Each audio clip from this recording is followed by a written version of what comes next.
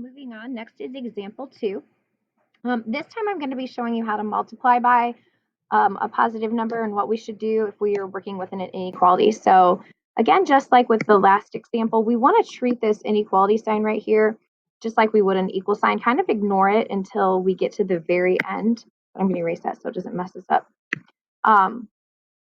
So this one, we want to find the x, and the x is being multiplied by a positive 3.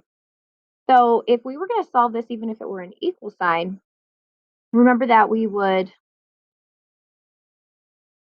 be performing the inverse operation of that. So in order to get rid of an x times 3 times a positive 3, we would want to divide by 3. So I'm going to divide by 3.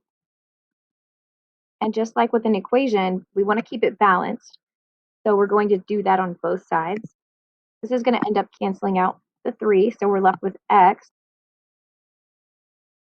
And then the way you read that sign is greater than or equal to, but we're going to want to read it from x's point of view, which I'm going to explain in a minute, which is a little bit tricky. But before I do that, I want to simplify this negative 24 divided by 3. So negative 24 divided by 3 is a negative 8. And then before we graph this, like I said before, we want to read this from x's point of view. So if I read this from x's point of view, the way I'm going to read it is x. And then because the inequality sign is actually closed towards the x, that means that it's less than. So technically, it's going to be x is less than or equal to. And then we're just going to keep the negative 8.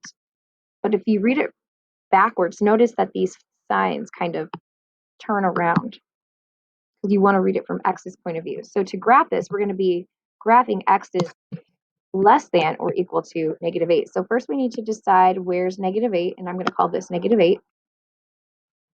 And then I'm going to get a different color, and to graph it, remember it said x is less than or equal to.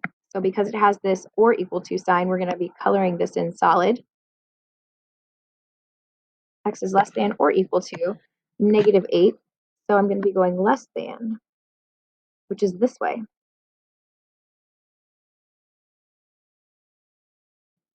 So we did add a little bit of trickiness on this one. Like I said, when you get to this point for your example, remember to then read it from x's point of view, so that when you graph it, you end up graphing it correctly.